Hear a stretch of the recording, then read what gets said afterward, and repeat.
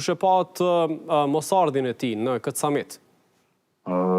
Faktikisht mosardhja e tij në summit flet për faktin se ai nuk ka punën të mirë në Beograd për shkak të faktit se atje i përballet me presion të madh të opinionit serb, sidomos të studentëve dhe një grupi të madh qytetarësh të pakënaqur, të cilët siç e kemi parë pra edhe në ditën e Vidovdanit, por edhe shumë ditë më herët ka pasur protesta të fuqishme, edhe ai përballet seriozisht me këtë problem atje, pra i lëkundet Karrigja që të mund të vazhdojë të qëndrojë në pushtet, prandaj edhe nuk e ka luksin të merret me shumë lëvizje. Po ashtu është situata tjetër se ai realisht po të vinte në Shkup do duhej të përballej edhe me kryeministrin kosovar Albin Kurti, por edhe me kryeministrin e Shqipërisë Edi Rama, me të cilët e ka tani të vështirë çfarë do lloj kontakti, sepse ai çdo kontakt, çdo fotografim me dy udhëheqësit e shteteve shqiptare do të mund të ndikojë atij edhe në përkeqësimin e pozicionit politik atje. Por mungesa e atij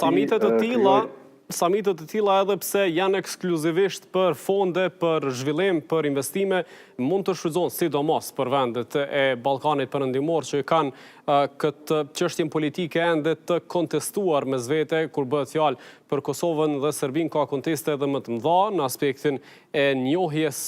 ndërsjellë, pra mund të shfrytëzohen edhe për diskutime dhe deklarata politike. Po, natyrisht edhe shumë ditë para samitit faktikisht veç kishte shkrime nëpër media se Kurti dhe Vučić do të mund të takoheshin në Shkup dhe analizat të këtij lloji në kontekstin e asaj që eventualisht të mund të rivendoset dialogu, sepse siç e dim ka një kohë pak më të gjatë përveç atij takimit të fundit që zëvendës kryeministri i Kosovës e zhvilloi në Bruksel, por jo që kishte ndonjë avancim në drejtim të dialogut, prandaj edhe kishte analiza dhe pritshmëri të këtilla, por realisht unë ato analiza dhe pritshmëri i kam vlerësuar tepër optimiste, sepse në këto rrethana as Albin Kurti, as Aleksandar Vučić nuk janë të interesuar që të vazhdojnë dialogun, duke i pasur parasysh edhe zhvillimet gjeopolitike në botë, por edhe pozicionimet e tyre sa u përket interesave brenda shtetit, për shkak se edhe lëvizja vetëvendosja realisht përballet për momentin me problemin e konstituimit të kuvendit dhe mundësinë e shkuarjes në zgjedhje të parakohshme, por edhe Vučić, siç e thamë, përballet me rrezikun që të bie nga pushteti. Prandaj edhe ishte e pritshme që Vučić mos merrte pjesë personalisht, por të delegonte ndonjë përfaqësues tjetër nga Serbia. Desha të pyes pak edhe për raportet mes